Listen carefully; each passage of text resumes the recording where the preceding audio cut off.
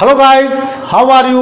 मैं भूपेंद्र सिंह। आज की क्लास में हम आपके लिए लेकर आए हैं हाई स्कूल सिलेबस में सप्लीमेंट्री का सेकंड चैप्टर, जिसका नाम है the judgement seat of Vikramaditya. तो ये चैप्टर बहुत ही इम्पॉर्टेंट है और एग्जाम में इस चैप्टर से शॉर्ट आंसर 1-2 जरूर पूछे जाते हैं। तो इस चैप्टर में विक्रमादित्य के जीवन की घटनाओं का जिक्र किया गया है। तो आइए चैप्टर देखते हैं। वी आर ऑल, हम सब। फैमिलियर माने होता है चिर परिचित या भली भांत वाकिफ। तो वी आर ऑल फैमिलियर, हम सब भली भांत वाकिफ हैं या चिर परिचित हैं with the name of Vikramaditya. Vikramaditya के नाम से हम सब भली भांत परिचित हैं, अर्थात हम सब विक्रमादित्य का नाम भली भांत जानते हैं। हिज रेन, उनका जो शासन काल था, his reign has been a landmark. Landmark means होता है मील का पत्थर। उनका जो शासन काल है या his reign has been a landmark in the history of our country. हमारे देश के इतिहास में उनका जो शासन काल रहा वो एक मील का पत्थर साबित हुआ, या आप कह सकते हैं उनका जो शासन काल था वो हमारे इतिहास में एक मील का पत्थर रहा है। अर्थात मील का पत्थर उसे कहते हैं जहां दूसरे लोग पहुंच ना पाए, जिसकी बराबरी दूसरे लोग कर ना पाए, उसे हम कहते हैं मील का पत्थर। तो उनका शासनकाल हमारे देश के इतिहास में मील का पत्थर रहा है, अर्थात मील का पत्थर साबित हुआ है। द विक्रम संवत, और जो हमारे देश में शक संवत चलता है, तो द विक्रम संवत, हमारे देश में जो विक्रम संवत है, ओज इट्स ऑरिजिन टू हिम, अर्थात विक्रम संवत भी उन्हीं के नाम से लिया गया। अर्थात हमारे देश में जो विक्रम संवत चलता है वो भी उन्हीं के नाम से लिया गया है। आल्दो, यद्यप, his name is so famous, यद्यप उनका नाम इतना प्रसिद्ध है, अर्थात बच्चा बच्चा उनके नाम को जानता है। इट इज स्ट्रेंज, फिर भी ये विडंबना है या ये कितना अजीब है। इट इज स्ट्रेंज, फिर भी ये कितना विचित्र है। दैट, कि वी हार्डली नो एनीथिंग, कि हम हार्डली मीन्स मुश्किल से ही, हार्डली नो एनीथिंग, कि हम मुश्किल से ही कोई चीज जानते हैं डेफिनिट, निश्चित तौर पर। फिर भी ये थोड़ा अजीब है या थोड़ा विचित्र है कि हम मुश्किल से ही उनके अबाउट हिज लाइफ, उनके जीवन के बारे में मुश्किल से ही कुछ निश्चित रूप से जानते हैं। यद्यप बच्चा बच्चा उनके नाम से वाकिफ है, फिर भी उनकी जीवन के बारे में हम सटीकता से कुछ नहीं जानते, सिवाय एक चीज के। There is one thing certain, और तो उनके बारे में ज्यादा हम नहीं जानते, उनके जीवन के बारे में। नाम से तो हम भली भांत वाकिफ हैं, लेकिन उनके जीवन के बारे में हम निश्चित तौर पर ज्यादा कुछ जानते नहीं, सिवाय एक बात के। There is one thing certain, एक चीज तय है या एक चीज सर्टेन मीन्स निश्चित है कि अबाउट हिम, किसके बारे में, उनके बारे में एक बात तो निश्चित है। भले उनके जीवन में या उनके जीवन की घटनाओं के बारे में हम निश्चित तौर पे ज्यादा कुछ ना जानते हों, लेकिन हाँ एक चीज है जो बिल्कुल निश्चित है उनके बारे में। क्या? कि however he loved justice and learning, एक चीज तो तय है या एक चीज निश्चित है कि वो जस्टिस, न्याय, और लर्निंग अर्थात ज्ञान से बहुत प्रेम करते थे। लर्निंग मीन्स होता है ज्ञान या सीखना, तो वो ज्ञान और जस्टिस, न्याय और ज्ञान से बहुत प्रेम करते थे।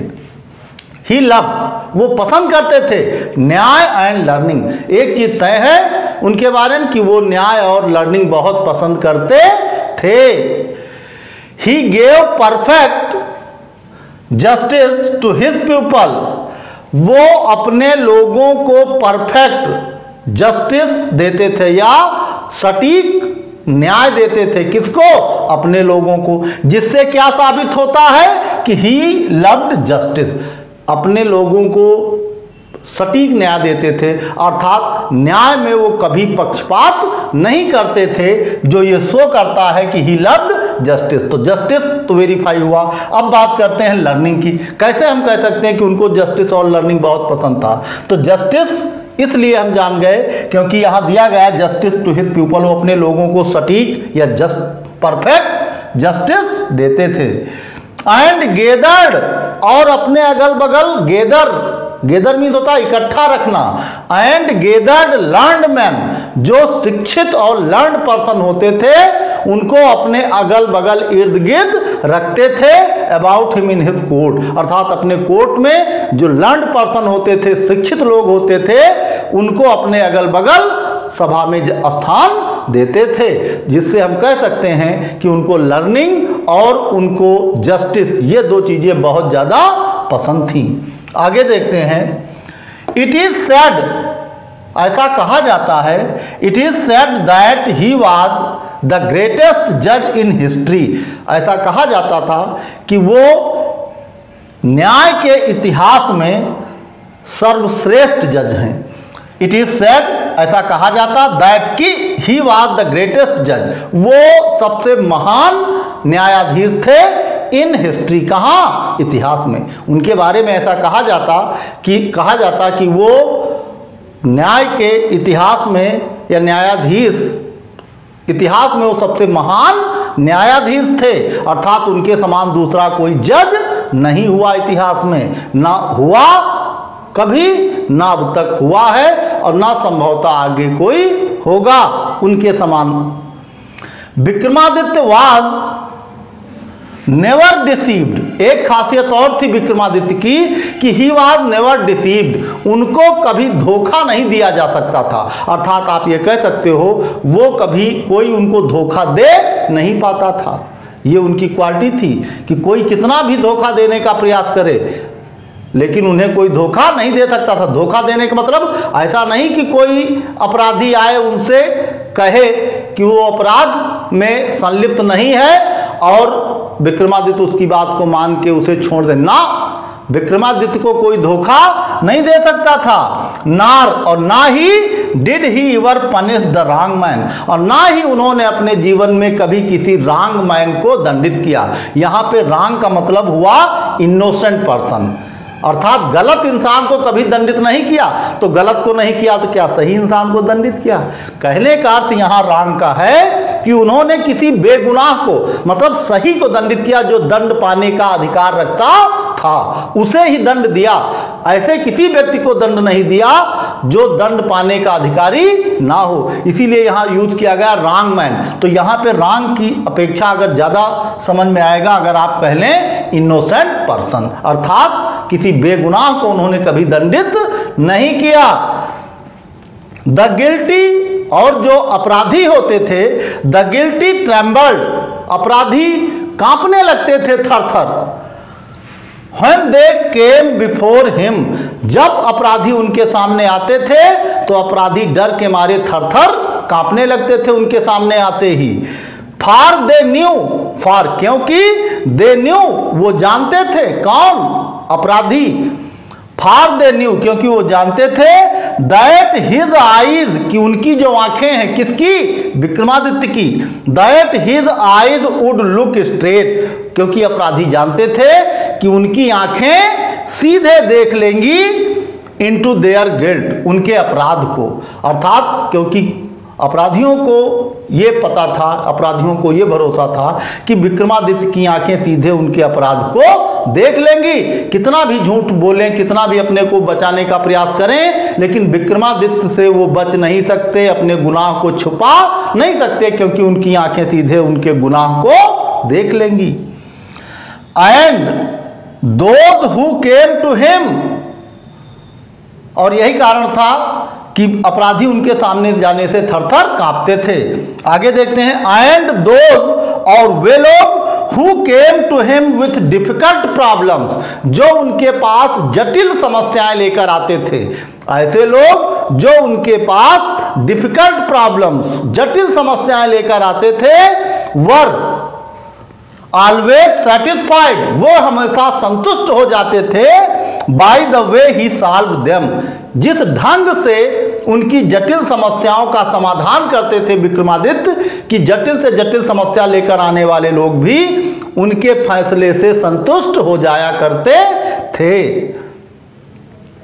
एंड सो, और इसलिए इन इंडिया, भारत में, आफ्टर हिम, उनके बाद, किसके बाद? विक्रमादित्य के बाद, व्हेन इवर, जब कभी, एनी जज, किसी भी जज ने, प्रोनाउंस्ड हिज जजमेंट, किसी जज ने जब अपने निर्णय को प्रोनाउंस किया हो, विथ ग्रेट स्किल, महान कुशलता के साथ या बड़ी कुशलता के साथ किसी जज ने यदि अपना जजमेंट दिया हो उनके बाद, तो इट वाज सेड, ऐसा कहा जाता था, ऑफ हिम, उसके बारे में, he must have sat on the judgement seat of Vikramaditya. जब कोई जज अच्छा निर्णय देता था तो विक्रमादित्य के बाद जब कोई जज बड़ा अच्छा जजमेंट देता था, निर्णय देता था, तो ऐसा कहा जाता था कि निश्चित ही ये इंसान विक्रमादित्य के न्याय के सिंहासन पर बैठा होगा, तभी ये इस काबिल है कि विक्रमादित्य के समान सटीक और न्याय, स्किलफुल या अच्छा जजमेंट दे सके। तो निश्चित तौर पे ये इंसान विक्रमादित्य के न्याय के सिंहासन पर बैठा होगा, तभी ये इतना सक्षम है कि ये इतना अच्छा न्याय दे पाया।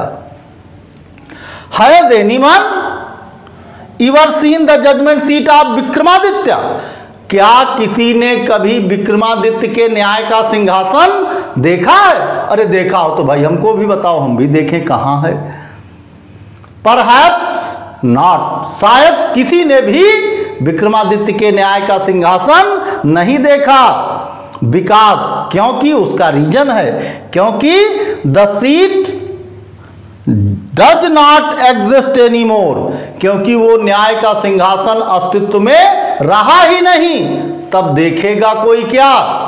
और जब तक रहा तब से लेकर अब तक इतने सालों तक कोई जिंदा रहने वाला है ही नहीं आज की डेट में। तो ये आप कह सकते हैं कि विक्रमादित्य के न्याय का सिंहासन किसी ने नहीं देखा, क्योंकि जिसने देखा वो आज तक जीवित नहीं होगा, इतने सालों की बात है। तो does not exist any more, क्योंकि उनके न्याय का सिंहासन अस्तित्व में रहा ही नहीं। I am going to tell you, और मैं आपको ये बताने जा रहा हूं, हाउ इट डिसअपियर्ड, कि कैसे विक्रमादित्य के न्याय का सिंहासन अदृश्य हो गया, डिसअपियर्ड हो गया। तो आइए आगे देखते हैं। After the death of Vikramaditya, Vikramaditya की मौत के पश्चात, द पीपल ऑफ उज्जैन, जो उज्जैन के लोग थे, उज्जैन के जो निवासी थे, in due course of time, बदलते हुए समय के साथ या बदलते हुए समय के साथ साथ, फॉरगॉट हिम, उनको भूल गए। जब विक्रमादित्य की मौत हो गई उसके पश्चात जो उज्जैन के निवासी थे, गुजरते हुए समय के साथ साथ उनको भूल गए। हिज पैलेस, उनके जो महल थे, एंड हिज फोर्ट्रेस, और उनके जो किले थे, वर रूइंड, वो सब बर्बाद हो गए, नष्ट हो गए। द हीप्ड अप रूइंस, और उन खड़हरों के ढेर, जो किले और महल थे, जब उनकी देखभाल करने वाला कोई न रहा तो कुछ सालों बाद वो सब खड़हर में तब्दील हो गए, अर्थात आप कह सकते हैं वे नष्ट हो गए। तो द हीप्ड, हीप माने होता है ढेर, द हीप्ड अप रूइंस, अर्थात उन खड़हरों के ढेर, हैविंग बीन कवर्ड, ढक गए, विथ ग्रास, किससे? घास से। कुछ समय बाद धीरे धीरे वो जो खड़हर थे, खड़हरों के ढेर थे, वो सब घास से ढक गए, अर्थात आप ये कह सकते हैं कि उन खड़हरों के ऊपर घास उगाई। डस्ट, पहले डस्ट जमी होगी और धीरे धीरे करके उस डस्ट में से घास उगी। एंड ट्रीज, और पेड़ उगाए। तो डायरेक्टली पेड़ नहीं उगे, पहले उन पर उन घास के बीच पौधे उगे और धीरे धीरे वही पौधे किस में तब्दील हो गए? पेड़ में। तो आप ये कह सकते हैं कि बदलते हुए समय के साथ साथ लोगों ने विक्रमादित्य को भुला दिया और उनके जो महल थे, जो किले थे, वो नष्ट हो गए, खड़हर में तब्दील हो गए। और वो खड़हर धीरे धीरे घास और धूल से, पहले धूल फिर घास से ढक गए और उनमें पेड़ भी उगाए, मतलब जो पौधे उगे थे वो पेड़ में तब्दील हो गए। वर टर्न्ड, और जो किले और महल थे, वर टर्न्ड इनटू अ पास्चर, धीरे धीरे वो चरागाह में तब्दील हो गए या घास के मैदान में तब्दील हो गए। वर टर्न्ड, वर चूंकि यहाँ फोर्ट्रेस और पैलेस की बात की गई है, तो वर टर्न्ड वो तब्दील हो गए इनटू अ पास्चर, पास्चर कहते हैं घास का मैदान या चरागाह आप कह लो। वर टर्न्ड इनटू अ पास्चर, वो चरागाह में तब्दील हो गए। पास्चर लैंड अर्थात वो महल और किले का जो पोर्शन था वो धीरे धीरे चरागाह में तब्दील हो गया। फॉर फीडिंग द कैटल, काहे के लिए? जानवरों को चरने के लिए। जानवरों के चरने का मैदान बन गए या जानवरों के चरने का चरागाह बन गए। द विलेज पीपल, जो गांव के लोग थे, यूज्ड टू, यहाँ यूज टू यूज हुआ है, तो यूज टू वहाँ यूज होता है जहाँ कोई आदत प्रकट की जाती है। तो द विलेज पीपल, गांव के लोग, यूज्ड टू सेंड, भेजा करते थे, देयर काउज, अपनी गायों को, out of these pastures to graze, गांव के लोग अपनी गायों को चरने के लिए इन्हीं चरागाहों में भेजा करते थे या इन्हीं चरागाह में भेजा करते थे। गांव के लोग जो थे वो अपनी गायों को चरने के लिए इन्हीं चरागाहों में भेजा करते थे। जो पास्चर में तब्दील हुए थे विक्रमादित्य के पैलेस और फोर्ट्रेस, उन्हीं में अगल बगल के गांव के लोग अपनी गायों को चरने भेजा करते थे। अर्ली इन द मॉर्निंग, प्रातः जल्दी, द कैटल, जो मवेशी थे, वुड गो, जाते थे, in the care, in the care means होता है निगरानी में या संरक्षण में, in the care of shepherd boys, चरवाहों के लड़कों की निगरानी में कैटल या मवेशी अर्ली मॉर्निंग या सुबह जल्दी जाते थे। कहाँ? उन चरागाह में चरने के लिए। एंड वुड नॉट रिटर्न, और ये मवेशी या ये जानवर तब तक लौटते नहीं थे, till late in the evening, जब तक शाम नहीं हो जाती थी तब तक ये मवेशी, ये जानवर चरागाह से वापस घर लौटते नहीं थे। व्हेन, जब, it was time to return, और जब शाम हो जाती थी और मवेशियों के या जानवरों के, गायों के घर लौटने का समय होता था, it was time to return, और जब वापस लौटने का समय होता था, अ शेपर्ड बॉय, तो एक चरवाहा या एक चरवाहे का लड़का, वुड कॉल आउट, आवाज लगाता था, फ्रॉम द एज, किनारे से, ऑफ द पास्चर, चरागाह के एक किनारे से, चरागाह के एक किनारे से उन चरवाहों के लड़कों में से एक लड़का किनारे से आवाज लगाता था। कब? जब शाम को जानवरों के या वापस घर लौटने का समय होता था तब।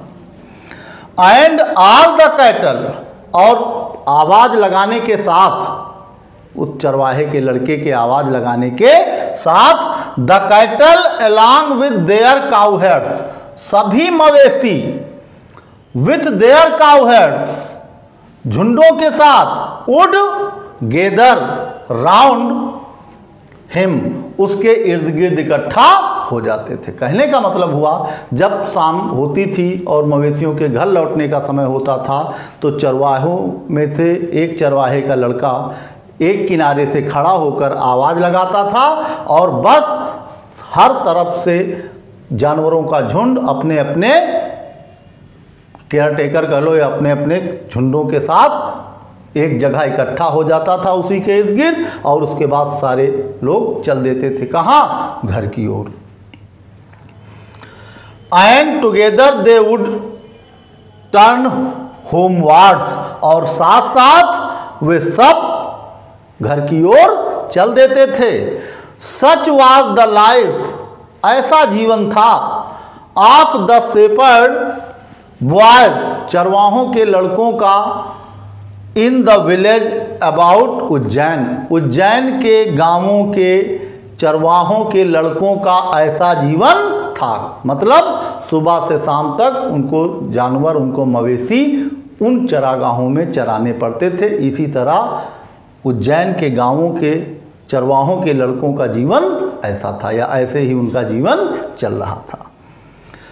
There were many of them, बहुत सारे लड़के थे, कोई एक लड़का नहीं था, कई चरवाहों के लड़के थे। There were many of them, उनमें कई सारे लड़के थे। And in the long days, और लंबे दिनों में, लंबे दिनों का मतलब जब दिन की अवधि ज़्यादा होती है अपेक्षाकृत रात से, जो गर्मियों के दिन होते हैं उसमें दिन काफ़ी लंबे होते हैं, तो स्पेशली ये गर्मी के दिनों की बात की जा रही।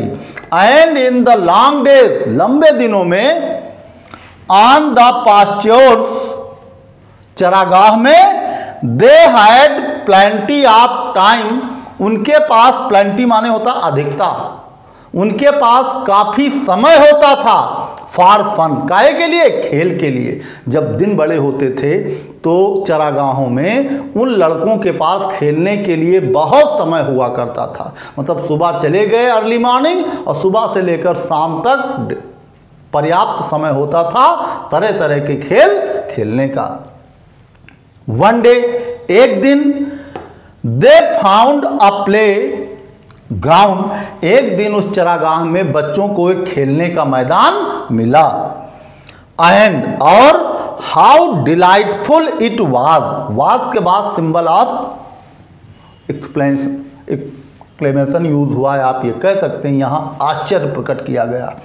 हाउ डिलाइटफुल इट वाज, कितना सुंदर था वो स्थान, अर्थात आप ये कह सकते हैं दूसरे अर्थ में कि वो स्थान अत्यंत सुंदर था। हाउ डिलाइटफुल इट वाज, अर्थात कितना सुंदर था वो स्थान, मतलब बहुत सुंदर था।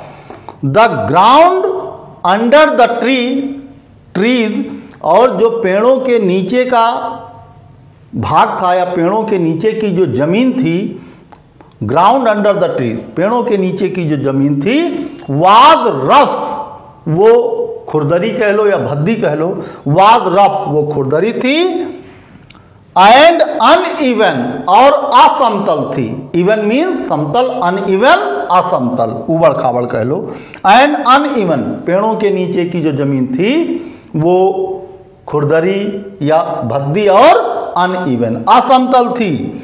हेयर एंड देयर, यहाँ वहाँ, या ये कह लो कहीं कहीं, हेयर एंड देयर, यहाँ वहाँ, the ends of a great stone peeped out, यहाँ वहाँ बड़े बड़े पत्थरों के किनारे बाहर निकले हुए थे। किसके बाहर, जमीन से बाहर निकले हुए थे। The ends of a great stone peeped out, यहाँ वहाँ बड़े बड़े पत्थरों के किनारे या बड़े बड़े पत्थरों के सिरे जमीन से ऊपर निकले हुए थे। पीप माने होता झांकना बाहर, यहाँ पे पीप्ड आउट आया, बाहर झांक रहे थे, अर्थात पत्थर का ज़्यादातर हिस्सा जमीन के अंदर था और किनारा एक एक पत्थर का जमीन के ऊपर निकला हुआ था जमीन से। एंड इन द मिडल, और उन बाहर निकले हुए पत्थरों के बीच में, there was a green mound, एक हरा भरा टीला था, या ये कह लो एक टीला था जिस पर हरे रंग की घास या हरी हरी घास उगी हुई थी। Middle there was a green mound, हरे रंग का एक टीला था। व्हिच लुक्ड, जो दिखता था, वेरी मच लाइक अ जज सीट, जो काफी हद तक न्याय के सिंहासन के समान दिखता था, या न्यायाधीश के आसन के समान दिखता था। क्या, वो ग्रीन माउंट काफ़ी हद तक न्याय के सिंहासन कह लो या न्याय की सीट के समान वो दिखता था। आगे देखते हैं। At least one of the boys, अंत में उन बच्चों में से एक बच्चे ने थॉट सो, ऐसा सोचा, मतलब जो किनारे यहाँ वहाँ जहाँ तहाँ पत्थर बाहर निकले हुए थे बड़े बड़े जमीन से, और उनके बीचों बीच में एक हरा भरा टीला था, तो दूसरे बच्चों ने उस टीले को न्याय के सिंहासन के समान या न्याय के सिंहासन या न्यायाधीश के सिंहासन के समान समझा हो या ना समझा हो, कम से कम उनमें से एक बच्चे ने जरूर ऐसा सोचा। एटलीस्ट अंत में वन ऑफ द बॉय, उन बच्चों में से एक बच्चे ने थॉट सो, ऐसा सोचा, and seated himself on it, और उसने अपने आप को उस पर बिठा दिया। अर्थात जिस लड़के ने उस टीले को न्याय की कुर्सी के समान या न्यायाधीश के सिंहासन के समान समझा, उस पर जाकर अपने आप को बिठा दिया, अर्थात उस पे जाके बैठ गया उस हरे भरे टीले पे। आई से बॉयज, उसने कहा बच्चों, आई से, मैं कहता हूं, ही क्राइड, वो चिल्ला के बोला, अरे बच्चों सुनो, आई विल बी द जज, अब मैं न्यायाधीश बनूंगा, एंड और you can bring all your cases, तुम अपने मामले ला सकते हो बिफोर मी। सीट पे जाके सिंहासन पर उस टीले पे बैठा, कहा बच्चों सुनो, अब मैं न्यायाधीश बन गया, तुम लोग अपने अपने मामले या अपने अपने केसेस मेरे सामने ला सकते हो, एंड और वी विल हैव ट्रायल्स, हम मुकदमा चलाएंगे, अर्थात तुम सब लोगों के मामले को सुलझाएंगे, सुनवाई करके उसका फैसला सुनाएंगे। देन ही स्ट्रेटेंड, स्ट्रेटेंड माने होता सीधा तनकर, देन तब ही स्ट्रेटेंड हिज फेस, उसने अपने चेहरे को तान लिया, अर्थात वो तनकर बैठ गया, एंड बिकेम वेरी ग्रेव, और वो एकदम गंभीर हो गया, to act the part of a जज। एक्ट द पार्ट ऑफ जज का मतलब हुआ न्यायाधीश का रोल अदा करने के लिए, या न्यायाधीश का रोल निभाने के लिए कह लो, या न्यायाधीश का चरित्र अदा करने के लिए वो सीधा तनकर बैठ गया। अदर्स सा, जब दूसरे बच्चों ने ये देखा, द फन, इस खेल को जब दूसरे बच्चों ने देखा, एट वंस, सब बच्चों ने देखा कि हाँ ये तो एकदम से बड़ा गंभीर बन गया, एंड विस्परिंग एमंग देमसेल्व्स, वो आपस में सब कानाफूसी करने लगे या कानाफूसी करना शुरू कर दिया। क्विकली पिक्ड अप, और जल्दी से पिक्ड अप, उठा लिया, या आप कह लो जल्दी से उन्होंने कोई विवाद बना लिया, सम क्वेरल, जल्दी जल्दी उन्होंने कोई विवाद बना लिया कि ये जज बने हैं, आओ इस विवाद को इनके आगे लेकर चलें, देखें इस विवाद का ये कैसे निपटारा करेंगे। बहुत बड़े जज बन गए, टीले बैठ गए, अपने आप को जज बना लिया। एंड अपीयर्ड, और उन बच्चों ने, या वो जो बच्चे थे, मामला या विवाद बना के, एंड अपीयर्ड बिफोर हिम, और उस लड़के के आगे पेश हुए, आके उस लड़के के सामने आए, पेश हुए। ईच ग्रुप, और प्रत्येक ग्रुप उसमें से स्टेटेड देयर केस, अपने केस को कह रहा था, मतलब दो पक्ष तैयार हुए, तो दोनों पक्ष आकर उस लड़के के सामने खड़े हुए, उस लड़के के सामने जो उस टीले पर बैठा हुआ था, तो उनमें प्रत्येक ग्रुप जो था, प्रत्येक साइड स्टेटेड कह रहा था देयर केस, अपने मामले को। वन सेइंग, उसमें से एक ग्रुप कह रहा था, one saying that a certain field was theirs, उनमें से जो एक ग्रुप था वो कह रहा था कि सर्टेन फील्ड, किसी निश्चित फील्ड के टुकड़े को या किसी निश्चित फील्ड, जमीन के दायरे को या जमीन को निश्चित, वो कह रहा था ग्रुप वाज देयर्स, उनकी है, अर्थात एक ग्रुप किसी जमीन को लेकर कह रहा था कि ये जमीन हमारी है। Another saying that it was not, और जबकि जो दूसरा ग्रुप था विपक्ष वाला, वो कह रहा था नहीं ये जमीन इनकी नहीं है। और इसी बात का विवाद लेकर दोनों ग्रुप उस लड़के के पास आए थे, जो लड़का उस ग्रीन माउंट कह लो या हरे भरे टीले पर बैठा हुआ था। एंड सो ऑन, मतलब ऐसा ही विवाद, ऐसे ही आपस में दोनों पक्ष अपना, दोनों ग्रुप अपना अपना पक्ष रख रहे थे। एक पक्ष कह रहा था ये हमारी जमीन है, दूसरा पक्ष कह रहा था नहीं ये इनकी नहीं है, एंड सो ऑन। ऐसे ही दोनों में चल रहा था विवाद। दे ऑल वांटेड, और दोनों मतलब दोनों पक्ष, they all wanted him to settle the dispute, दोनों पक्ष चाहते थे उस लड़के से कि उनके विवाद का निपटारा किया जाए। और क्यों उस लड़के से चाहते थे? क्योंकि उस टीले पर बैठा हुआ था, उसने कहा था कि अब मैं जज हूं और तुम लोग अपने मामले लेकर आओ। तो दोनों पक्ष अपने अपने मामले लेकर पहुंचे, दोनों पक्ष उस लड़के से अपने मामलों का निपटारा चाहते थे। दे ऑल वांटेड हिम, दोनों या दोनों पक्ष कह लो या वे सारे लोग चाहते थे टू सेटल द डिस्प्यूट, उस मामले को सुलझाना। किसके द्वारा चाहते थे? कि उस लड़के के द्वारा उस मामले को सुलझाया जाए। बट नाउ, लेकिन अब ऑल ऑफ अ सडन, अचानक, अ स्ट्रेंज थिंग मेड, एक अजीब सी घटना घटी, इटसेल्फ फेल्ट, अर्थात सभी ने वहां पे मौजूद सबने महसूस किया कि एक अजीब सी घटना वहां घटी। और हुआ क्या?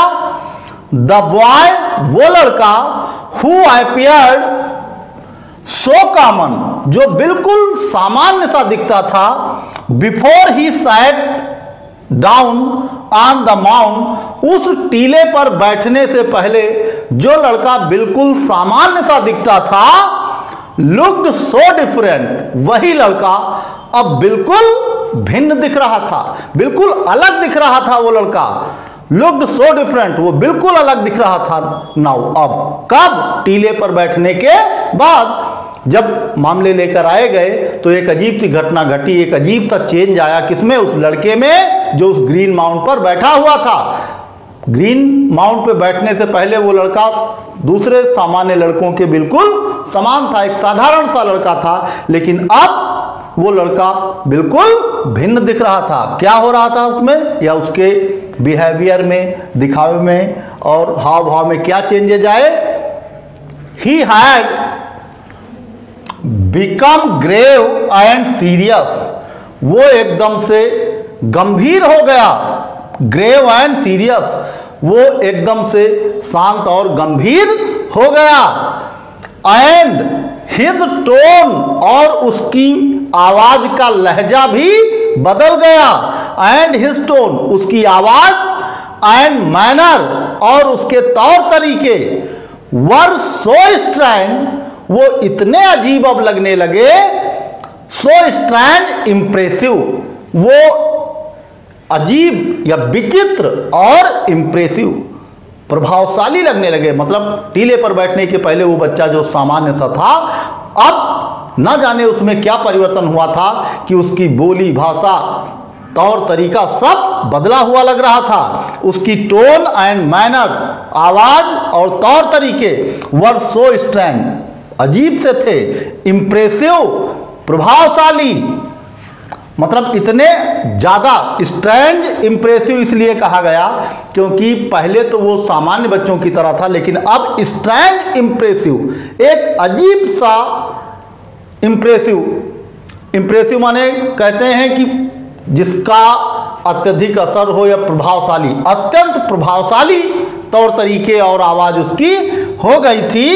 That the rest of boys, मतलब इतना ज़्यादा उसके हाव भाव में परिवर्तन आया कि that the rest of the boys, rest means बचे हुए, that the rest of the boys, कि जो बचे हुए बच्चे थे, वर अ लिटिल फ्राइटेंड, वो थोड़ा भयभीत हो गए उस लड़के में आए बदलाव और उसके हाव भाव में परिवर्तन को देखकर। जो बाकी बचे लड़के थे वो सारे थोड़ा डर सा गए, अर्थात थोड़ा भयभीत हो गए। स्टिल, फिर भी दे थॉट, फिर भी उन लड़कों ने सोचा, इट वाज फन, कि अरे चलो कौन असली के हैं, ये एक खेल है। मान लो ये खेल में अपने आप को गंभीर बनने का दिखावा कर रहा है, चूंकि खेल ही तो है ये। स्टिल, फिर भी दे थॉट, फिर भी उन लड़कों ने सोचा, इट वाज फन, कि ये खेल था। एंड वंस अगेन, और एक बार फिर, they put up a fresh case, उन्होंने एक नया केस फिर लाके उसके सामने, बिफोर हिम, उसके सामने एक नया केस लाकर पेश किया, अर्थात एक नया मामला उनके सामने या उस बच्चे के सामने एक नया मामला लाकर पेश किया। एंड वंस मोर, और एक बार फिर, ही गेव हिज जजमेंट, और एक बार फिर उसने अपना निर्णय दिया दूसरे मामले पर। एंड दिस वेंट ऑन, और ये चीज चलती रही, फॉर आवर्स एंड आवर्स, घंटों घंटों, अर्थात घंटे दर घंटे यही कार्यक्रम चलता रहा।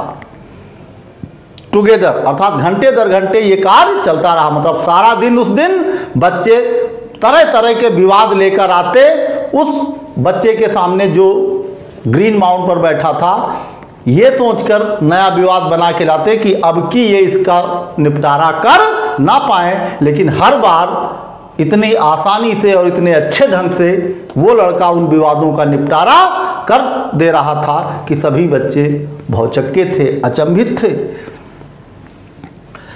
And once more he gave his judgement and this went on for hours and hours together, घंटों घंटों, अर्थात घंटे दर घंटे ये कार्यक्रम चलता रहा।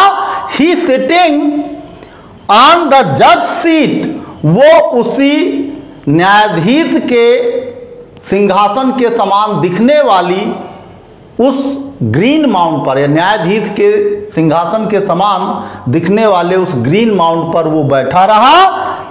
लिसनिंग टू कंप्लेंट्स, बैठा सुन रहा था शिकायतों को। एंड प्रोनाउंसिंग सेंटेंसेस, और ऐसे प्रोनाउंस कर रहा था, प्रोनाउंस माने होता है जवाब देना या उच्चारण करना, प्रोनाउंसिंग सेंटेंसेस, और ऐसे वाक्य उच्चारित कर रहा था विथ द सेम ग्रेविटी, बड़ी गंभीरता के साथ वाक्यों को उच्चारित कर रहा था, जस्ट लाइक अ रियल जज। और till it was time to return, ये कब तक चलता रहा, मतलब वो जज और मामलों के निपटारे का खेल जो था वो सारा दिन उस दिन चलता रहा, और सारा दिन वो लड़का उस ग्रीन माउंट पर बैठकर दूसरे बच्चों के द्वारा लाए गए विवादों को सुनता रहा और उनका निपटारा करता रहा बड़ी गंभीरता के साथ। और ये कार्यक्रम तब तक चलता रहा till it was time to return, जब तक कि घर वापस लौटने का समय नहीं हो गया, अर्थात जब शाम हो गई वापस घर लौटने का समय नहीं हुआ तब तक ये कार्यक्रम चलता रहा, अर्थात ये खेल चलता रहा। एंड देन, और तब कब, अर्थात जब शाम हो गई होगी। And then he jumped down from his place, और उसके बाद वो अपने स्थान से नीचे कूदा, अर्थात वो जो ग्रीन माउंट पे बैठा था वहां से वो छलांग लगा के नीचे जमीन पर आ गया। And was just like any other cowherd, cowherd means होता है चरवाहे, और जैसे ही वो ग्रीन माउंट से उतरकर जमीन पे आया वो दूसरे सामान्य बच्चों की तरह हो गया, अर्थात जब तक वो उस ग्रीन माउंट पर बैठा रहा तब तक उसके हाव भाव बोल चाल सब चीज़ों में एक अजीब सा प्रभावशाली परिवर्तन आ गया था। लेकिन जैसे ही वो बच्चा उस ग्रीन माउंट से नीचे उतरा वो दूसरे सामान्य बच्चों की तरह दिखने लगा। तो आइए आगे देखते हैं। फ्रॉम देन ऑनवर्ड्स, उसके बाद सो फेमस डिड दिस काउहेड, उसके बाद से वो चरवाहे का लड़का अर्थात वो चरवाहा इतना फेमस हुआ, इतना प्रसिद्ध हो गया दैट ऑल द कॉम्प्लिकेटेड, कि उसके बाद जितने भी जटिल, कॉम्प्लिकेटेड मीन्स जटिल, डिस्प्यूट्स, जितने भी जटिल विवाद होते थे वर पुट बिफोर हिम, वो उसके सामने लाए जाते थे। दूर दूर तक चारों तरफ चर्चाएं फैल गई कि एक चरवाहे का बच्चा है जो बैठता है ग्रीन माउंट पे और वो जटिल से जटिल विवाद भी चुटकियों में सॉल्व कर देता है। धीरे धीरे चारों तरफ दूर दूर तक ये चर्चा फैल गई। तो फिर क्या हुआ कि जो जटिल विवाद जितने भी होते थे वो विवाद उसी के सामने लाकर रखे जाते थे निपटारा करने के लिए। And always same thing happened, और हमेशा वही चीज या एक सी चीज घटित होती थी। क्या? कि वो इतने अच्छे ढंग से उन मामलों का निपटारा कर देता था कि आने वाले आगंतुक खुशी खुशी वापस लौटकर चले जाते थे।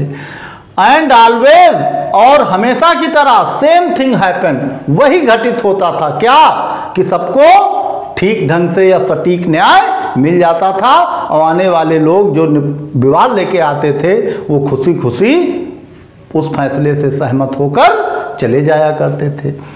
द स्पिरिट ऑफ नॉलेज, ज्ञान की आत्मा, एंड जस्टिस, ज्ञान और न्याय की आत्मा, वुड कम टू हिम, उसके अंदर आ जाती थी। होता क्या था कि ज्ञान और न्याय की आत्मा उसके अंदर आ जाती थी, लेकिन कब? जब वो उस ग्रीन माउंट पर, उस टीले पर बैठता था तब। Come to him and he would show them the truth, और वही ज्ञान और न्याय की आत्मा आने वाले लोगों को सत्य दिखाती थी। सत्य दिखाती मतलब जो भी सच्चाई होती थी वो विक्रमादित्य के ज्ञान और न्याय की आत्मा उस बच्चे के अंदर प्रविष्ट होती थी, जिसके परिणाम स्वरूप वो बच्चा आने वाले लोगों को सच दिखा पाता था या उनके विवादों को आसानी से निपटा पाता था।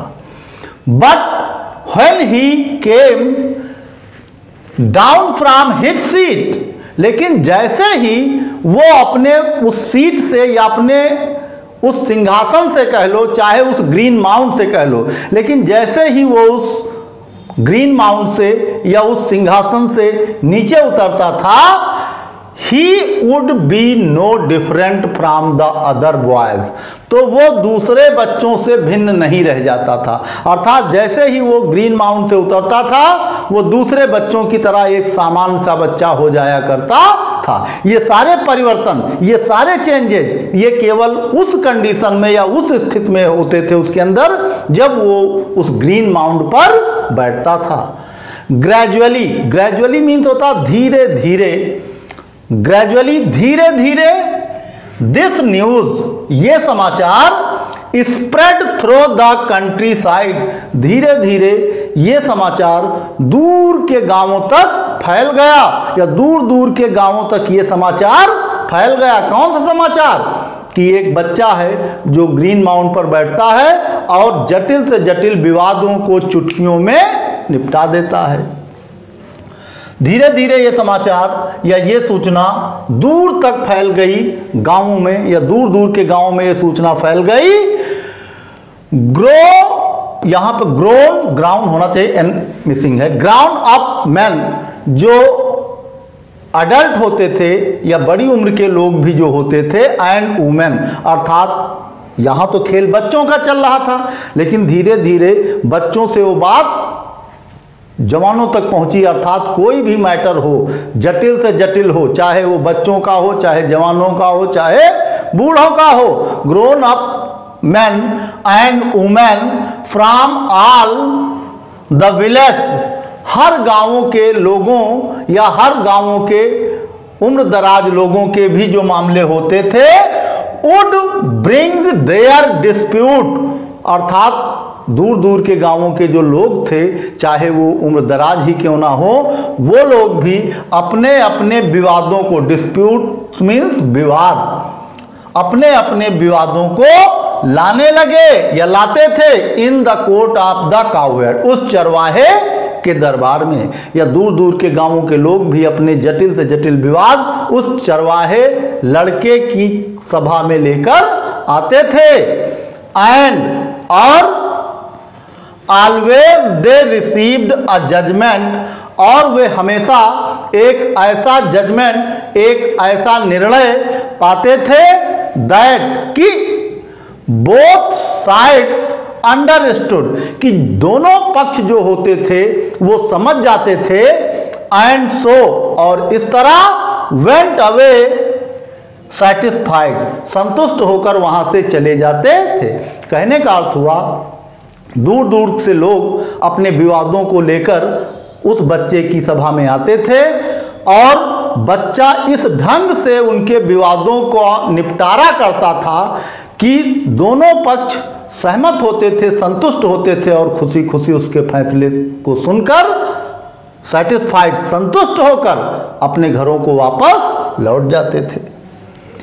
नाउ अब द किंग, एक जो राजा थे, who lived far away from Ujjain, जो उज्जैन से दूर रहते थे, एक राजा थे जो उज्जैन से दूर रहते थे, हेard दिस स्टोरी, जब चूंकि ये खबर आग की तरह फैलने लगी तो धीरे धीरे ये खबर उनके वहां तक भी पहुंच गई।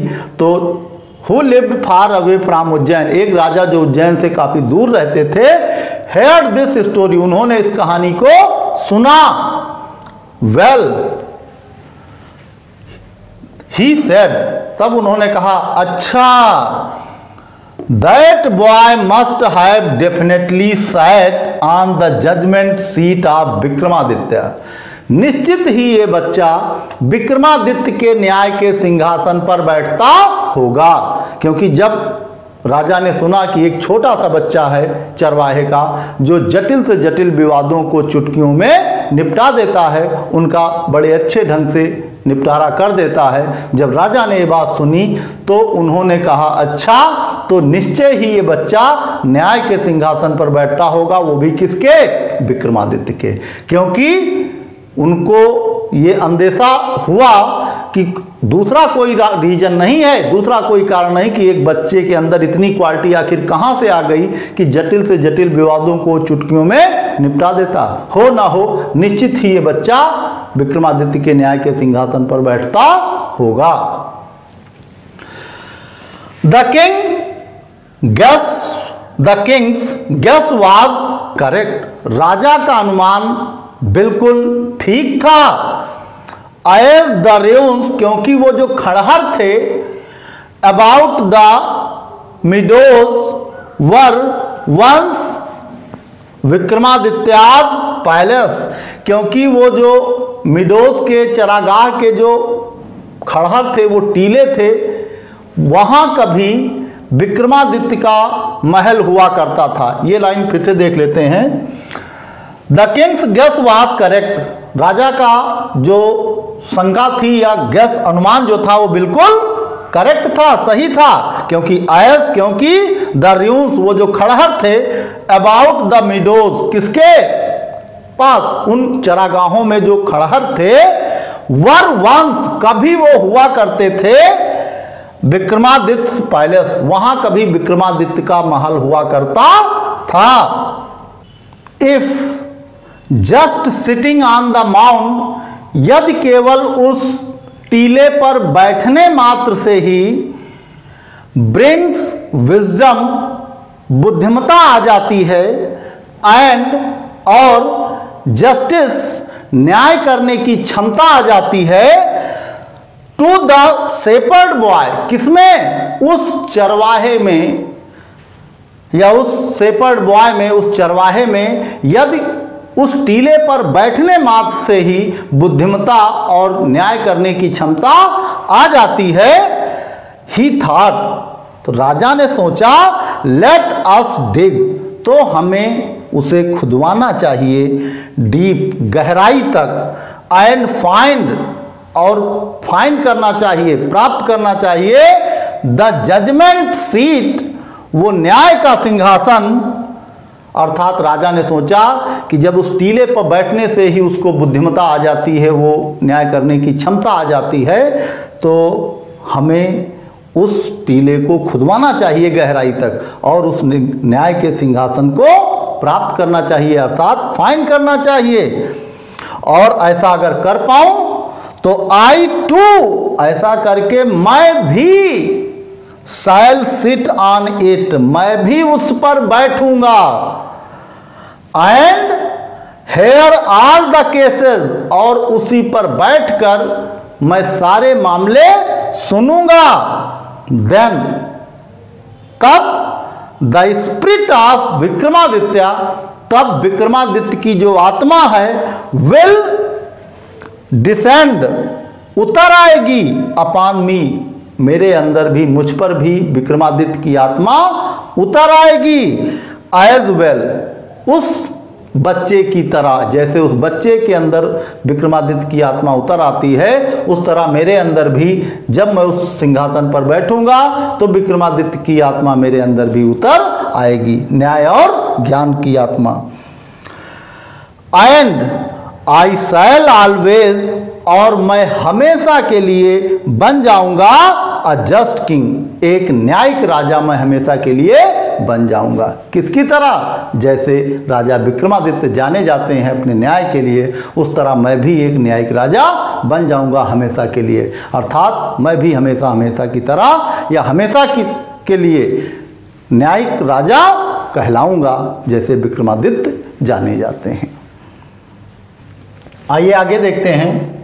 सो इसलिए विथ स्पैड्स एंड सॉवेल्स, इसलिए कुदालों और फावड़ों से, द ग्रासी नॉल, वो हरा भरा घास से ढका हुआ वो जो टीला था, या ग्रासी नॉल होयर, वो हरा भरा घास का टीला, होयर द बॉयज प्लेड, या वो प्लेग्राउंड जो था जहां बच्चे खेला करते थे, होयर द बॉयज प्लेड, जहां बच्चे खेलते थे, वाज ओवर टर्न्ड, उसे पलट दिया गया, अर्थात ऊपर की जमी को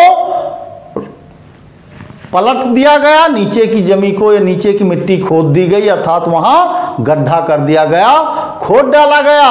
वो डिलाइटफुल स्थान कह लो, या वो बच्चों के खेलने का जो स्थान था जहां बच्चे, where the cow had used to play, जहां बच्चे खेला करते थे, उस स्थान को खोद दिया गया, ओवरटर्न, पलट दिया गया।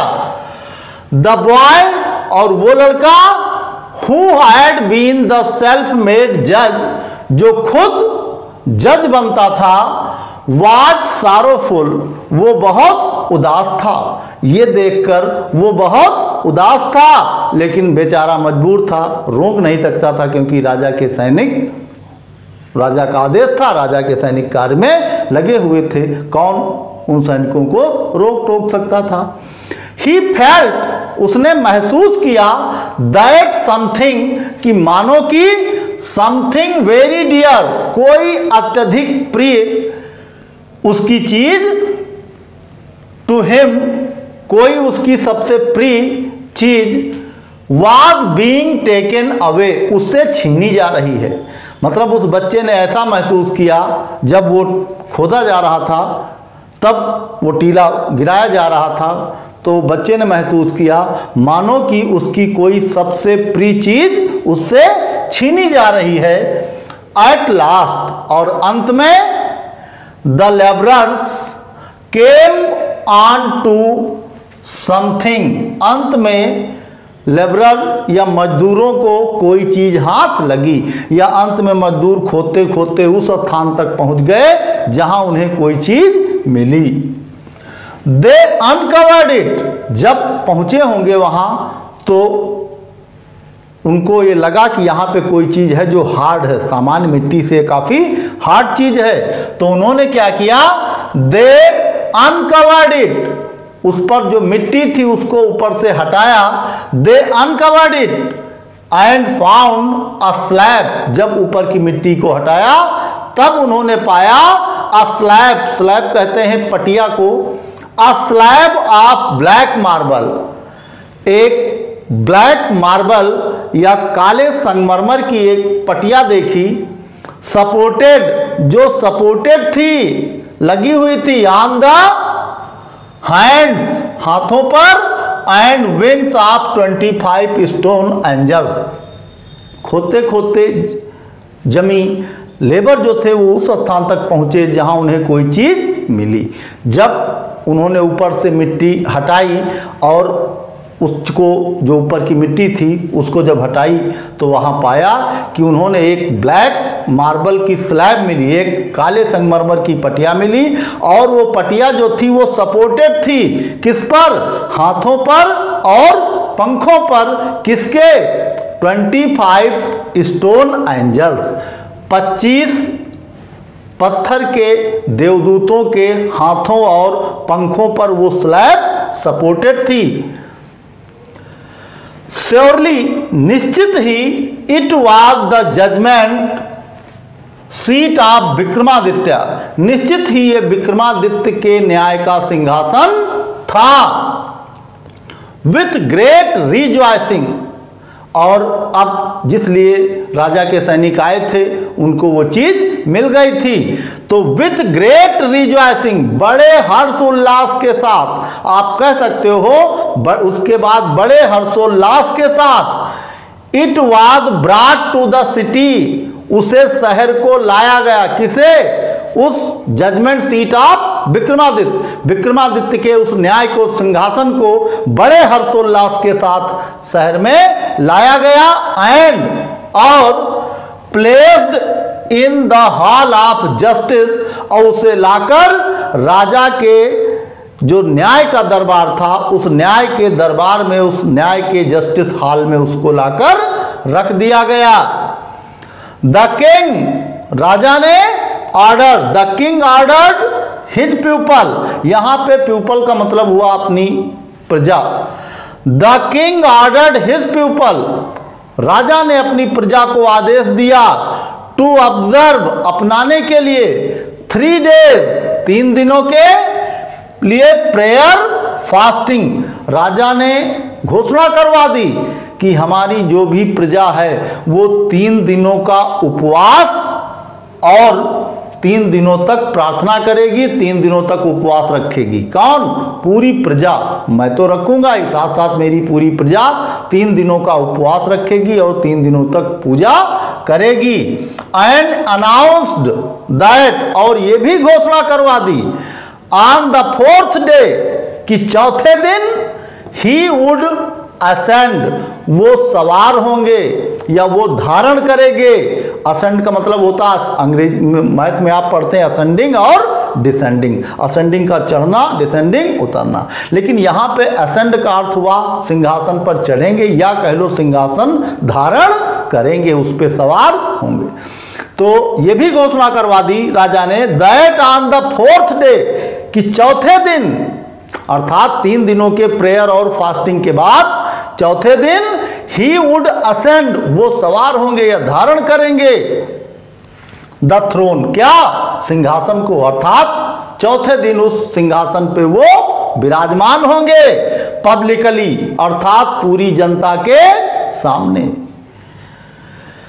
एट लास्ट, अंत में, भाई क्योंकि राजा का आदेश था, उनके आदेश का अक्षरशः पालन हुआ होगा। द लास्ट, एट लास्ट, और अंत में, भाई 1 दिन बीता होगा, 2 दिन बीता होगा, 3 दिन बीता होगा, और अंततोगत्वा वो महान दिन आ गया जिस दिन राजा को सिंहासन पर विराजमान होना था। एट लास्ट, अंत में, द ग्रेट मॉर्निंग केम, वो महान दिन की या उस दिन की वो महान सुबह आ गई, अर्थात चौथे दिन की वो महान सुबह आ गई। एंड क्राउड्स असेंबल्ड, और विशाल हुजूम, जन समूह या जनता, एंड क्राउड्स असेंबल्ड, और जनता असेंबल्ड, इकट्ठा हुई, टू सी, देखने के लिए, the king take his seat, अपने राजा को उस न्याय के सिंहासन पर विराज होते हुए देखने के लिए विशाल जनसमूह वहां इकट्ठा हुआ उन राजा के राज्य का। Walking through the long haul, एक लंबे हॉल से चलते हुए, केम द जजेस, जज आए या जो न्यायाधीश थे वो आए, एंड प्राइस्ट्स, और जो पुजारी थे वो राज्य के जो न्यायाधीश थे और राज्य के जो पुजारी थे वो सब एक लंबे से हाल से चलते हुए आए। ऑफ द किंगडम, कहाँ के? जो उस राज्य के थे, अर्थात उस राजा के राज्य के जो न्यायाधीश थे, जो प्रायश्चित थे, पुजारी थे, वो लंबे हाल से होते हुए आए, चलते हुए।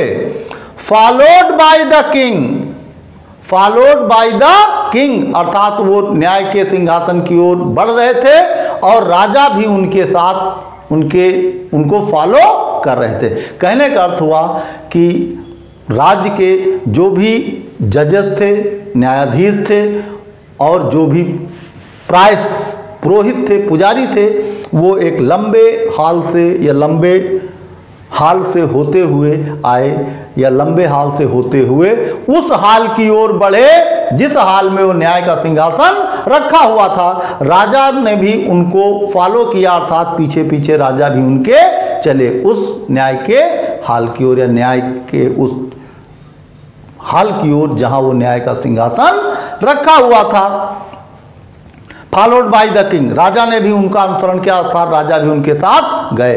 देन, और तब as they reached the seat, और जब वे लोग उस सिंहासन के पास पहुंचे, ऑफ जजमेंट, उस न्याय के सिंहासन के पास जब वे लोग पहुंचे, दे पार्टेड माने होता अलग होना, दे पार्टेड इनटू टू रोज, वे लोग दो कतारों में बट गए, दो पंक्तियों में बट गए, मतलब आधे इधर आधे इधर, इनटू टू रोज, वे लोग दो पंक्तियों में बट गए। द किंग, और जो राजा थे, walked up in the middle, और राजा उनके बीच में से होते हुए, अर्थात एक कतार इधर थी एक कतार इधर थी, और राजा उन दोनों कतारों के बीच से चलते हुए पहुंचे up in the middle. The king walked up in the middle, और राजा उनके बीच चलते हुए पहुंचे, नहीं, bowed his head in the reverence, राजा जो कि उनके बीच में थे, बोड हिज हेड, उन्होंने अपना शीश झुकाया, इन रेवरेंस, रेवरेंस मीन्स होता है सम्मान में, सम्मान में अपना शीश झुकाया, किसके आगे, तो उस न्याय के सिंहासन के आगे सम्मान में उन्होंने अपना शीश झुकाया होगा। And went straight to the marble slab, और उसके बाद वे उस मार्बल स्लैब या उस संगमरमर की पटिया की तरफ बढ़े। व्हेन, और जब द किंग वाज, जब वो राजा about to sit on the throne, और जैसे ही वो राजा उस सिंहासन पर, अबाउट टू का यूज हुआ है, विराजने ही वाले थे, बैठने ही वाले थे। वन ऑफ द एंजल्स, उन 25 स्टोन एंजल में से या उन 25 पत्थर के देवदूतों में से एक देवदूत, वन ऑफ द एंजल्स, उन देवदूतों में से एक देवदूत बिगैन टू स्पीक, उसने बोलना शुरू कर दिया, अर्थात बोलने लगा।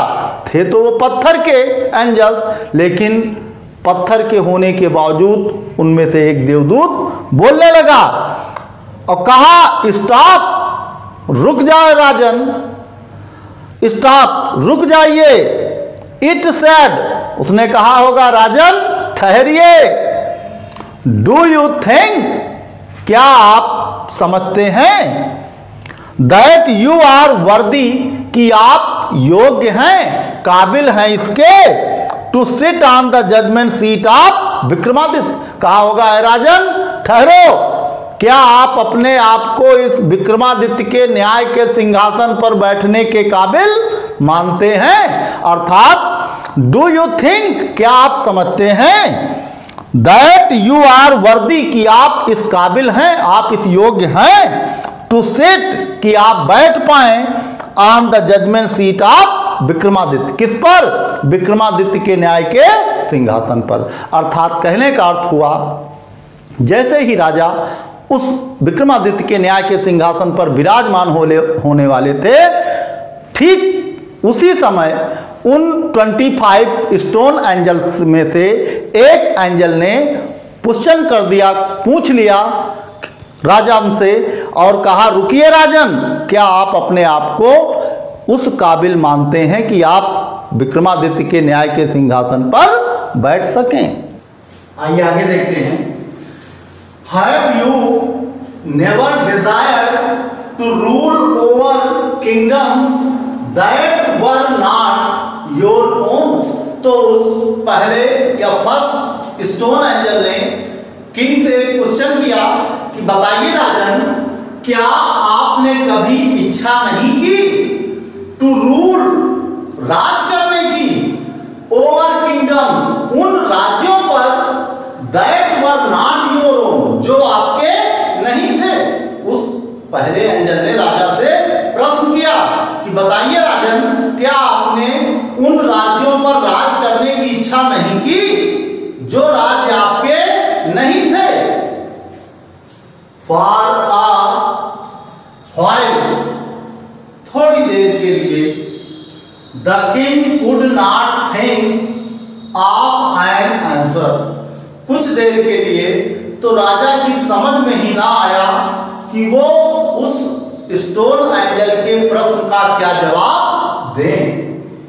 ही न्यू, क्योंकि वो जानते थे, हिज लाइफ वाज अनजस्ट, क्योंकि वो जानते थे उनका जीवन न्यायपूर्ण नहीं है, अर्थात उन्होंने अपने जीवन में अनुचित कार्य किए थे।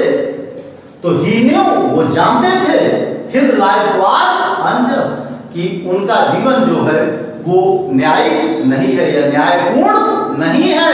क्योंकि अगर न्यायपूर्ण होता तो तबाक से जवाब देते, हाँ मैंने कभी किसी राजा के राज्य पर राज करने की इच्छा नहीं की, उन राज्यों पर मैंने कभी शासन करने की इच्छा नहीं की जो मेरे नहीं थे। लेकिन ऐसा होता तो कह पाते राजा। आफ्टर लॉन्ग साइलेंस, एक लंबी खामोशी के बाद या लंबी चुप्पी के बाद, आफ्टर बाद, अ लॉन्ग साइलेंस, लंबी खामोशी के बाद, ही स्पोक, वो बोले, कौन? राजा। ही स्पोक, उन्होंने कहा नो, नहीं। ही सेड, उन्होंने कहा नहीं, अर्थात मैं इस सिंहासन पर बैठने के काबिल नहीं हूं। आई एम नॉट वर्दी, मैं इस सिंहासन पर बैठने के काबिल नहीं हूं या बैठने के योग्य नहीं हूं।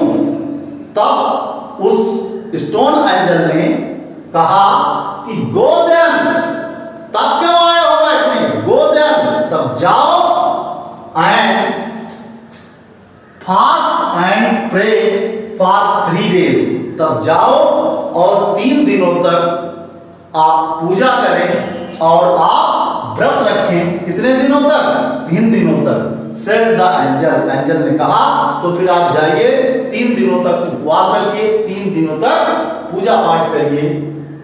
सो दैट, जिससे कि यू में प्योरीफाई, जिससे कि तुम अपने आप को शुद्ध कर सको, योर सेल्फ, जिससे कि तुम अपने आप को शुद्ध कर सको, पवित्र कर सको, एंड बी वर्दी, और इस योग्य बन सको, to sit on the throne, इस सिंहासन पर बैठने के काबिल बन सको। अर्थात पहले स्टोन ने कहा कि अगर तुम इस काबिल नहीं हो तो ऐसा करो, तुम जाओ और 3 दिनों तक पूजा पाठ करो, 3 दिनों तक उपवास रखो, ताकि तुम अपने आप को इस अवगुण से मुक्त कर सको और अपने आप को इस सिंहासन पर बैठने के काबिल बना सको। अर्थात 3 दिन के पूजा पाठ और उपवास रखने से तुम इस एक अवगुण से मुक्त हो जाओगे।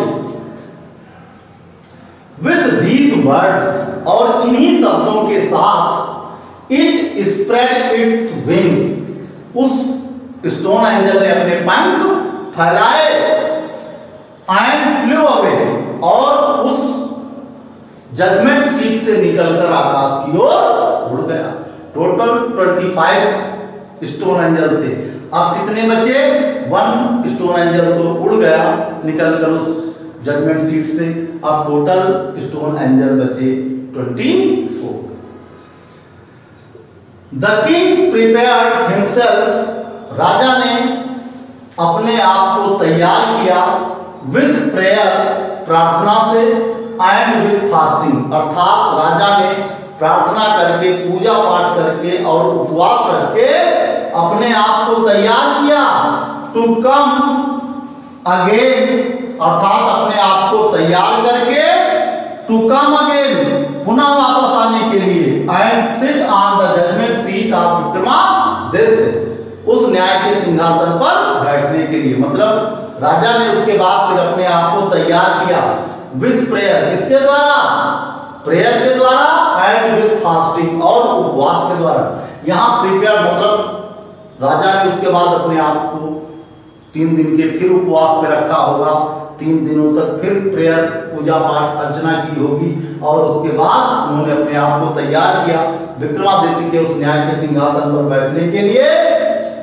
बट दिस टाइम, लेकिन इस बार again the same thing happen, लेकिन इस बार भी वही चीज घटित हुई, या वैसा ही घटित हुआ जैसा पहली बार घटित हुआ था। क्या घटित हुआ होगा? जैसे ही वो सिंहासन पर बैठने वाले होंगे, उनमें से एक स्टोन एंजल ने उन्हें रोक दिया होगा और उनसे क्वेश्चन पूछा होगा। हुआ क्या? Another stone angel asked him, एक और या उस सिंहासन पे लगे एक स्टोन एंजल ने फिर उनसे प्रश्न पूछ लिया कि if he had never desire to possess the riches of others, अर्थात क्या उन्होंने दूसरे के धन को हथियाने का या दूसरों के धन को अपनाने की इच्छा नहीं की, अर्थात दूसरों का धन छीनने की, अपनाने की इच्छा नहीं की। द किंग एडमिटेड, राजा ने स्वीकार किया, that he had done so, राजा ने स्वीकार किया कि हाँ उनसे ऐसा हुआ, अर्थात वो दूसरे के धन को हथियाने की इच्छा रखते थे। दैट ही हैड डन सो, उन्होंने ऐसा किया है। एंड देयरफॉर, और इस तरह he was not worthy to sit on the judgment seat, इस तरह वो उस बार भी उस न्याय के सिंहासन पर बैठने में सफल नहीं हुए। इन दिस वे, और इस तरह से when even the king tried to, जब कभी राजा ने प्रयास किया to occupy, धारण करने का the throne, अर्थात उस सिंहासन पर जब कभी राजा ने उस सिंहासन को धारण करने का या उस सिंहासन पर विराजमान होने का प्रयास किया, he was questioned, उनसे प्रश्न पूछा गया या उनसे प्रश्न किया गया by an angel, हर बार उनसे प्रश्न किया गया किसके द्वारा? an angel, एक स्टोन एंजल के द्वारा। and he had to withdraw, और हर बार उन्हें अपना इरादा बदलना पड़ा। this went, और ये तब तक चला until only one angel was left, और ये घटनाक्रम तब तक चलता रहा जब तक कि उस न्याय के सिंहासन में मात्र एक स्टोन एंजल नहीं बचा। कुल मिला के आप ये कह सकते हो 1 by 124 एंजल उस सिंहासन से निकलकर जा चुके थे। And at the last there was only one angel, last में केवल एक एंजल बचा था जिसके पंख और हैंड पे वो स्लैब सपोर्टेड थे। वन एंजल वाज लेफ्ट, जब तक कि एक एंजल नहीं बचा सपोर्टिंग द मार्बल स्लैब, और उसी के ऊपर या उसी के पंख और हाथ पर वो ब्लैक मार्बल सपोर्टेड बची थी। द किंग वेंट, अब तब की बात की जा रही जब केवल एक एंजल बचा था उस जजमेंट सीट में। The king went near the throne, ये लास्ट टाइम रहा होगा। The king went near the throne, राजा उस सिंहासन के पास गए विथ ग्रेट कॉन्फिडेंस। इस बार राजा को काफी ज्यादा कॉन्फिडेंस था, क्योंकि 1 by 1 करके उन्होंने अपने 24 अवगुणों को दूर कर लिया था। किसके द्वारा? बाय प्रेयरिंग एंड फास्टिंग के द्वारा, क्योंकि हर बार एक अवगुण से वो मुक्त होते थे, एक अवगुण से अपने आप को प्योरीफाई कर लेते थे। जब हर बार जाते थे एक स्टोन एंजल निकल जाता था, और उसके द्वारा बताए गए तरीकों का इस्तेमाल करके बाय फास्टिंग एंड प्रेयरिंग अपने आप को वो एक अवगुण से मुक्त कर लेते थे। तो इसीलिए राजा को विश्वास था, क्योंकि अब उनके अंदर से 24 अवगुण जा चुके थे। 24 अवगुणों से अपने आप को क्या कर लिया था? शुद्ध कर लिया था। बड़े कॉन्फिडेंस के साथ राजा सिंहासन की तरफ बढ़े। फॉर ही फेल्ट श्योर, क्योंकि उन्हें पूरा भरोसा था आप बीइंग अलाउड, कि इस बार उनको अनुमति मिल जाएगी टू टेक हिज प्लेस, अपना स्थान ग्रहण करने की दैट डे, क्योंकि उनको भरोसा था कि उस दिन उनको अपना स्थान ग्रहण करने की इजाजत मिल जाएगी उस स्टोन एंजल के द्वारा। बट लेकिन वैसा ना हुआ। लेकिन एज ही के नियर द सीट, जैसे ही वो सिंहासन के नजदीक आए, द लास्ट एंजल स्पोक, वो अंतिम एंजल भी बोल पड़ा। क्या कहा? Are you then perfectly pure? तो इसका मतलब क्या आप पूर्ण रूप से शुद्ध हैं इन हार्ट? यहां पे हार्ट आया है HEAR। क्या आप पूर्ण रूप से हार्ट से प्योर हैं, अर्थात हृदय से आप शुद्ध हैं? ओ किंग, अय राजन, इज योर हार्ट, क्या आपका हृदय एज प्योर, उतना शुद्ध है, as that of a little child, एक छोटे बच्चे के समान क्या आपका हृदय पाक साफ है? इफ सो, अगर ऐसा है, इफ सो, यदि ऐसा है, तो यू आर इंडीड, तो वास्तव में आप वर्दी योग्य हैं to sit on this seat, तो आप निसंदेह इस सिंहासन पर बैठने के लायक हैं, या इस सिंहासन पर बैठने के काबिल हैं। नो, बेचारे राजा क्या करते, एक अवगुण अभी बचा हुआ था, तो नो, राजा ने कहा नो, सेट द किंग, राजा ने कहा नहीं, वेरी स्लोली, क्योंकि राजा जानते थे जिस अवगुण के बारे में या उनका हृदय एक छोटे बच्चे के समान पाक साफ नहीं है। राजा ने वेरी स्लोली, बड़ी धीरे से जवाब दिया, नो, नहीं, no I am not worthy, नहीं, मैं इस सिंहासन पर बैठने के काबिल नहीं हूं, अर्थात ये अवगुण मेरे अंदर रहा है कौन, कि मेरा हृदय एक बच्चे के हृदय के समान पाक साफ नहीं रहा है। At these words, और जैसे ही राजा ने कहा कि मैं इस सिंहासन पर बैठने के काबिल नहीं हूं, and at these words, इन्हीं शब्दों के साथ या इन्हीं शब्दों के कहने के साथ, the angel flew, जैसे ही राजा ने ये शब्द कहे, नहीं मैं इस सिंहासन पर बैठने के काबिल नहीं हूं, ठीक वैसे ही राजा के उन्हीं शब्दों के साथ एंजल फ्लू, जैसे ही राजा ने शब्द कहे वैसे ही एंजल फ्लू, जो लास्ट एंजल बचा था वो भी उड़ गया या उड़ चला इनटू द स्काई, कहां? आकाश की ओर। Bearing the slab upon his head, और उस स्लैब को, उस पटिए को, अर्थात उस न्याय के सिंहासन को अब किसके भरोसे छोड़ जाता? जो अत्याचारी पुरुष को उस पर बैठने से रोक पाता, क्योंकि वो लास्ट एंजल था, इसलिए वो सिंहासन समेत सिंहासन को, अपने स्लैब को अपने हाथों पे सपोर्ट करके, क्योंकि पंख को फ्री करना था, क्योंकि उसे उड़ना था, तो उस स्लैब को अपने हाथों पे सपोर्ट करके आकाश की ओर उड़ चला। स्लैब अपॉन हिज हेड, अपने हाथों पे उस स्लैब को सपोर्ट करके आकाश की ओर सिंहासन समेत उड़ चला वो लास्ट एंजल। और दिस वाज हाउ, और इस तरह the judgement seat of Vikramaditya, और इस प्रकार विक्रमादित्य के न्याय का सिंहासन डिसअपीयर्ड, अदृश्य हो गया, गायब हो गया, अंतर्ध्यान हो गया, फ्रॉम द अर्थ, कहां से? पृथ्वी पर से, फॉर यूर, हमेशा हमेशा के लिए। और इस तरह विक्रमादित्य के न्याय का सिंहासन पृथ्वी पर से फॉर यूर, हमेशा हमेशा के लिए अदृश्य हो गया। तो इस तरह ये चैप्टर यहीं पर समाप्त होता है। हम आशा करते हैं ये चैप्टर आपको पसंद आया होगा। तो हम फिर मिलेंगे नेक्स्ट क्लास में नेक्स्ट टॉपिक के साथ। तब तक के लिए धन्यवाद।